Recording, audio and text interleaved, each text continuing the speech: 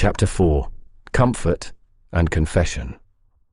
By the time we'd unpacked the little and Chris had ordered Thai food, knowing exactly what I liked without even asking, the storm outside had turned to drizzle, and my mind began to settle.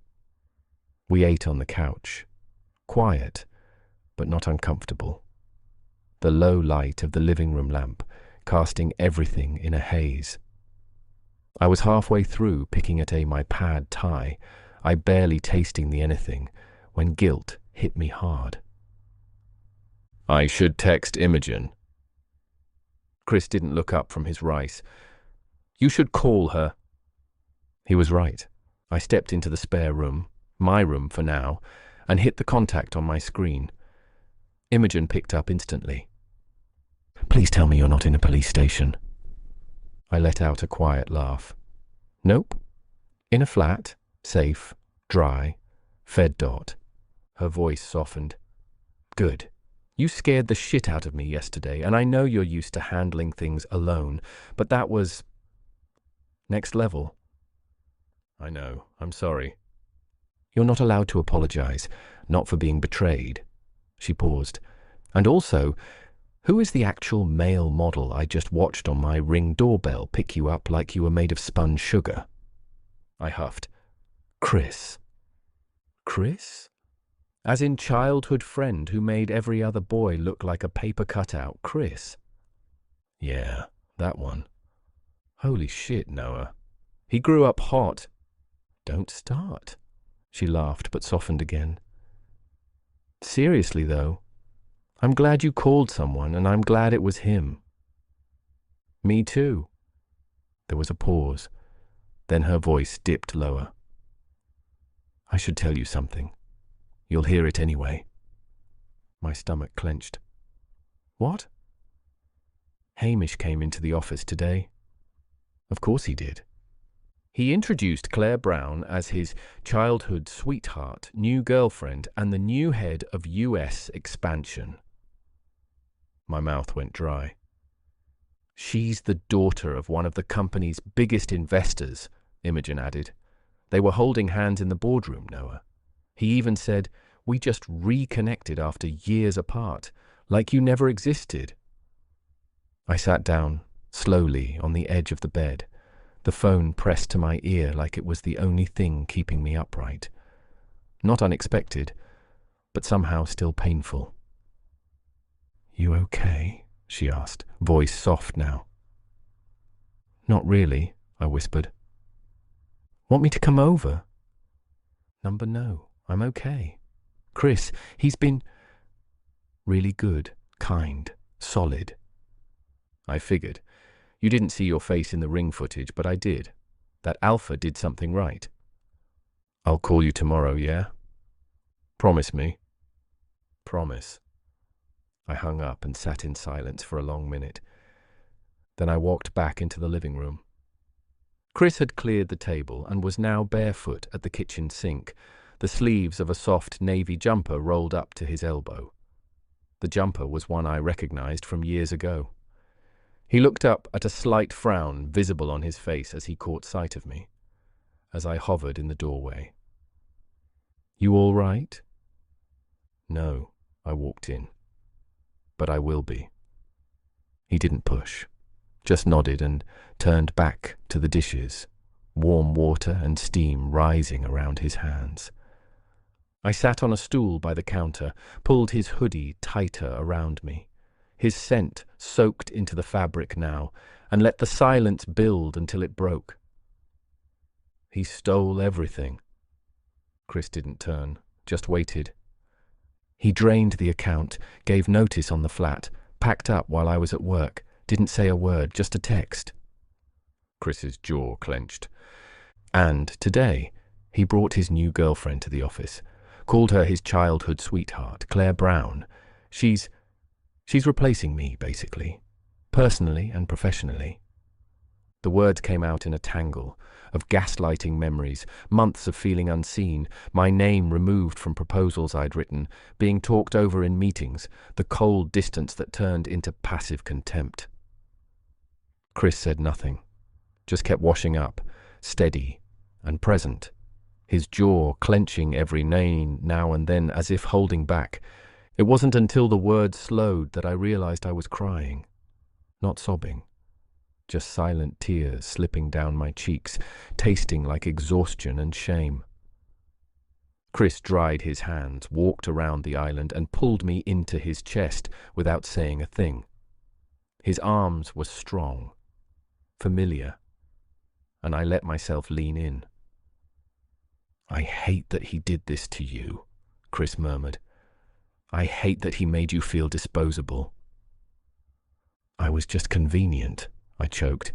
"He never wanted me, not really." "He never saw you," Chris said quietly. "That's worse." We stood there a long time, his scent curling around me, grounding me. Eventually, he stepped back, just enough to look me in the eye. "You're not alone now, Noah. Not anymore." And for the first time in months, maybe longer, I believed it. Chapter 5. New starts and old feelings. I didn't quit my job. I wanted to. I wanted to walk into the office and set something on fire, maybe a potted plant or Hamish's carefully curated reputation. But in the end, I did something worse. I stayed. The promotion had moved him to head office in Mayfair, while I was still based out of Liverpool Street. I could breathe, just enough to keep functioning. It meant not seeing him in shared kitchens, not having to smell her perfume on his lapel, not pretending I wasn't someone he used and discarded like packaging. 2 years. 2 years I thought were solid. Instead, I quietly updated my CV and started looking, not just for jobs, but for dignity. Chris encouraged it without pressure. When I mentioned the balance being wiped clean, his face went cold, then tight, then terrifyingly blank. "I'd like to send a letter," he said carefully, pouring tea with one hand while his phone buzzed silently on the counter. "From a lawyer, nothing criminal, but sharp enough to make him sweat." I hesitated. "Would it even work?" "Number not in court, but that's not the point." He slid a folded document across the table. A letter suggesting he misused shared funds, and implying, very gently, that his new girlfriend's family and their investments might not love headlines about petty theft. I stared at it. "It's spiteful." "It's strategic." Chris's voice dropped a note lower. "Men like Hamish don't fear the law, they fear embarrassment. He's trying to look polished now, powerful, professional, evolved. But let's be clear, he's a petty, thieving little bitch, and if we have to remind the Browns of that, I'm more than happy to oblige." A quiet silence settled. Then I frowned. "You didn't send this from your firm email, did you?" Chris looked up with the mildest of smirks. "Noah, come on." "I mean it. I don't want this coming from Hendricks Corporation. I don't want to owe you that kind of favor." "Fine," he said. "It'll come from a third-party firm I work with. No visible connection to me." It was thoughtful, professional, tactical, and it made me furious. Not at Chris, but at Hamish. He'd known. He knew I had no one, knew Gran had passed, knew my parents were gone, knew my aunt and uncle were kind but distant. He knew how small my circle was, that I didn't have family with spare guest houses or country homes, that when I fell it would be alone, and he still took everything, all of it. For Claire Brown, whose father bought publishing houses like Souvenirs and whose Instagram bio used the word philanthropreneur. And the worst part, the memories. I started to see red flags everywhere in the relationship I'd clung to like an anchor. I remembered the wedding, the only time I'd met his family. Introduced, not as his boyfriend, not even as a friend, just, "This is Noah, my housemate." At the time, I told myself it was to keep the peace with his conservative grandparents. But the truth was now glaring in hindsight, was simpler. I was a placeholder. 3 years, 2 of them spent living together, building a life I thought we shared. I sat in Chris's kitchen that night, chewing on cold toast while he reviewed my updated CV and wanted to scream. "I can't believe I stayed that long," I muttered. Chris didn't look up. "You were grieving." "I was desperate." "You were lonely," he corrected. "That's not the same thing." "I wasn't picky." "You were hopeful." I stared down at the table. I think I hate him, not just for what he did, but for making me doubt myself for years. Chris looked up then, calm but intent. "I hate him for making you believe that was love." The silence stretched, comfortable, yet unbearable. A level of frankness that froze hit me. Chris slid the printed CV back across the table. "You're brilliant, Noah. Let's get you somewhere that knows it." I should have been grateful.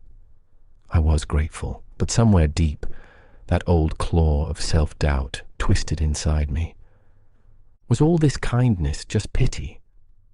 A week ago, Hamish could barely offer me dinner without a side of resentment. Now, Chris was making me tea, updating my LinkedIn, writing legal letters, scenting the corners of my pillow so I could sleep. It felt surreal, undeserved. That night I lay in the soft bed of Chris's guest room, his hoodie wrapped around me like a second skin, and tried not to cry again. But the question kept returning, louder than my heartbeat. Would Chris still care if I weren't this broken? Chapter 6. Drunken Confessions.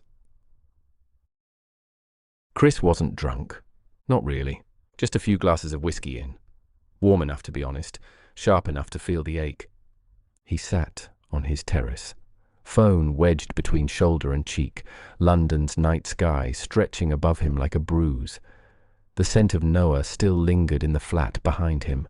Soap, citrus shampoo, and something undeniably Omega threaded with his own scent now, faint and maddening. "Tell me again why you haven't jumped him," Owen asked on the other end of the phone line, voice dry and amused. Chris sighed. "Because I'm not a bastard."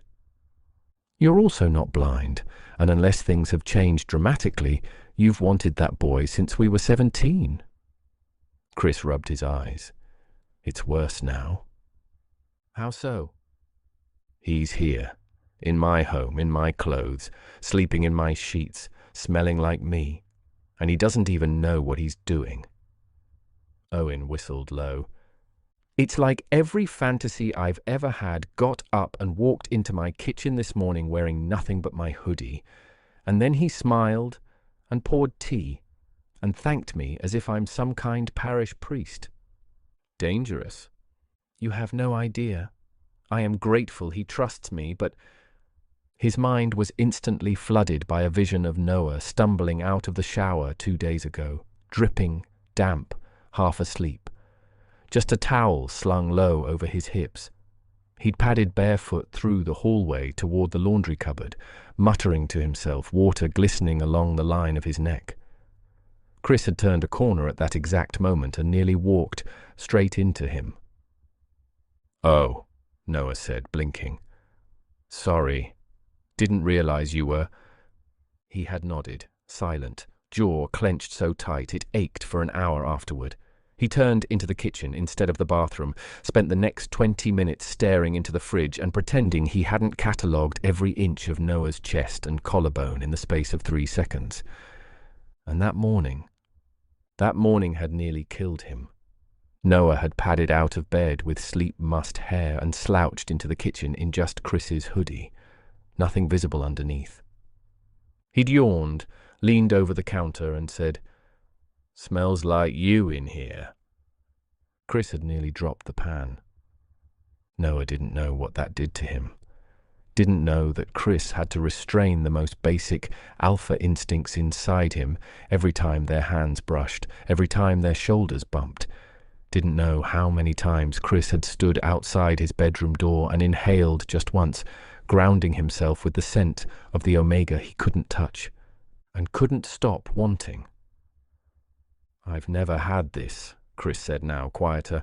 "Not just the physical stuff, it's Noah. Being near him, taking care of him, watching him eat the food I made and fall asleep on my sofa. It's like winning the fucking lottery and knowing the ticket might not be valid."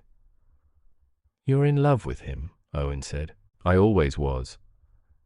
And now he's here, and you can't touch him." Chris swallowed. "He's healing. I won't use that. I won't be that person." "You wouldn't be. But you're staking your claim, whether you mean to or not." Chris leaned back, the cool night biting at his neck. "I'm trying to be gentle," he said. "But every time he wears something of mine, every time he curls into the scent I left for him, I think maybe he's letting me." There was a pause. Then Owen said, "Just don't wait so long you miss your chance." Chris didn't answer. He already knew. The waiting was agony. But hurting Noah, pushing too soon, would be worse. So for now he'd be patient. He'd scent the corners of the guest room. He'd leave hoodies out on purpose. He'd cook Noah breakfast and keep his hands steady.